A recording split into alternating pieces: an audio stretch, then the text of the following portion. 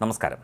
ലോകായുക്ത ബില്ലിന് അംഗീകാരം നൽകിയതിന് രാഷ്ട്രപതിയെ പുകഴ്ത്തി പറഞ്ഞ് ഇടതുപക്ഷം ഇപ്പോൾ വെട്ടിലായിരിക്കുകയാണ് എന്ന റിപ്പോർട്ട് പുറത്തു വരുന്നു. ലോകായുക്ത ബില്ലിന് അംഗീകാരം നൽകിയ രാഷ്ട്രപതി സർക്കാർ കൊണ്ടുവന്ന വിദ്യാഭ്യാസ ബില്ലുകൾക്കെല്ലാം അംഗീകാരം പ്രാഥമികമായി നിഷേധിച്ചു. ഇതിന് പ്രത്യേക കാരണമൊന്നും വ്യക്തമാക്കിയിട്ടില്ല.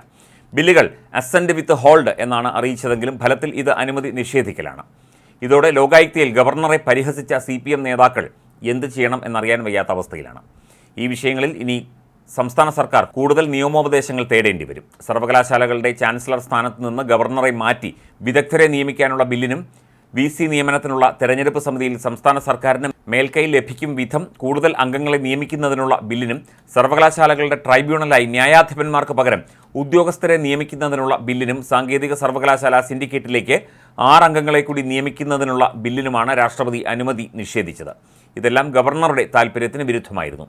ഫലത്തിൽ സർവകലാശാലയിൽ ഇടപെടാനുള്ള കരുത്ത് ഗവർണർക്ക് കൂടും. ഗവർണറെ ചാൻസലർ സ്ഥാനത്ത് നിന്ന് മാറ്റുന്നതിനും ട്രൈബ്യൂണൽ നിയമനത്തിനും സർവകലാശാലകളെ 2 ഗ്രൂപ്പായി തിരിച്ച് പ്രത്യേകം ബില്ലുകളാണ് പാസാക്കിയിരുന്നത്. ഇതിൽ ഒരു സെറ്റ് ബില്ലിനാണ് രാഷ്ട്രപതി അനുമതി നിഷേധിച്ചത്. സമാന സ്വഭാവത്തിലുള്ളതായതിനാൽ 2ാം സെറ്റും തടയും എന്നാണ് സൂചന. ഫലത്തിൽ ലോകായുക്തയിൽ ആശ്വാസം നൽകി രാഷ്ട്രപതി ഭവൻ സർവകലാശാലയിൽ സർക്കാരിനെ വെട്ടിലാക്കി. മുഖ്യമന്ത്രി പിണറായി വിജയനെതിരായ ലോകായുക്ത കേസുമായി ബന്ധപ്പെട്ടായിരുന്നു ലോകായുക്ത നിയമം. വിധിയെതിരായാലും മുഖ്യമന്ത്രിക്ക് സ്ഥാനം ഒഴിയേണ്ടി വരാതിരിക്കാനുള്ള നീക്കം. എന്നാൽ വിധി മുഖ്യമന്ത്രിക്ക് അനുകൂലമായിരുന്നു. അതുകൊണ്ട് ഈ പുതിയ ബിൽ അംഗീകരിച്ചതുകൊണ്ട് ഇനി സർക്കാരിന് വലിയ ഗുണമൊന്നുമില്ല. വിധിക്ക് തൊട്ടു മുൻപാണ് ബില്ലുണ്ടാക്കിയതും അത് ഗവർണർക്ക് നൽകിയതും. സർവകലാശാല ഭരണത്തിൽ പിടിമുറുക്കാനായി കൊണ്ടുവന്ന വിദ്യാഭ്യാസ ബില്ലുകളെല്ലാം നിഷേധിച്ചത് സർക്കാരിന് തിരിച്ചടിയും ഗവർണർക്ക് നേട്ടവുമാണെന്ന് വിലയിരുത്തപ്പെടുന്നു. 4 VCമാരെ നീക്കുന്നതിനുള്ള നടപടികൾ ഗവർണർ തുടരുകയാണ്. ഇതിനൊപ്പം താൽക്കാലിക VCമാരുള്ളിടത്ത് സ്ഥിരം നിയമനത്തിനും. ഇതിനെല്ലാം കരുത്തു പകരുന്നതാണ് രാഷ്ട്രപതി ഭവനിൽ നിന്നുള്ള തീരുമാനം എന്ന് റിപ്പോർട്ടുണ്ട്. VC നിയമനത്തിനുള്ള നോമിനികളെ ഇനി സർവകലാശാലകൾക്ക് നൽകേണ്ടി വരും. നിയമസഭ പാസ്സാക്കിയ ഈ ബില്ലുകൾ ഗവർണർ പിടിച്ചുവെച്ചിരിക്കുകയാണെന്ന് കാണിച്ച് സംസ്ഥാന സർക്കാർ സുപ്രീം കോടതിയിലും കേസ് നൽകിയിരുന്നു.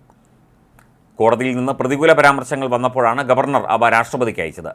അതിൽ ലോകായുക്ത ബില്ലിനാണ് അംഗീകാരം ലഭിച്ചത്. ഇത് അംഗീകരിക്കപ്പെട്ടത് സംസ്ഥാന സർക്കാരിനെ സംബന്ധിച്ച് രാഷ്ട്രീയമായി വിജയമാണെങ്കിലും നിലവിൽ സർക്കാരിന് ഭീഷണിയാകുന്ന വിധത്തിലുള്ള കേസുകളൊന്നും ലോകായുക്തയിലില്ല. എന്നാൽ സർവകലാശാലയിൽ പിടിമുറുക്കാൻ കച്ചകെട്ടി നിൽക്കുന്ന ഗവർണർക്ക് എല്ലാ അർത്ഥത്തിലും കരുത്താണ് രാഷ്ട്രപതിയുടെ വിദ്യാഭ്യാസ ബില്ലുകളിലെ നിലപാട്.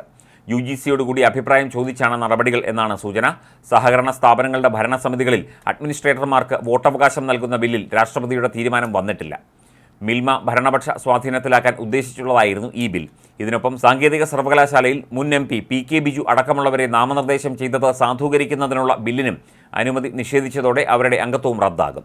അംഗീകാരം ലഭിച്ചില്ലെങ്കിലും നിയമസഭ പാസാക്കിയ ബില്ലിൻ്റെ പേരിൽ സിൻഡിക്കേറ്റ് അംഗങ്ങൾ സ്ഥാനത്ത് തുടരുകയായിരുന്നു. സർവകലാശാലകളിലെ VC നിയമനവുമായി മുന്നോട്ടു പോകുന്നതിനും രാഷ്ട്രപതിയുടെ നിലപാട് ഗവർണർക്ക് സഹായകരമാണ്.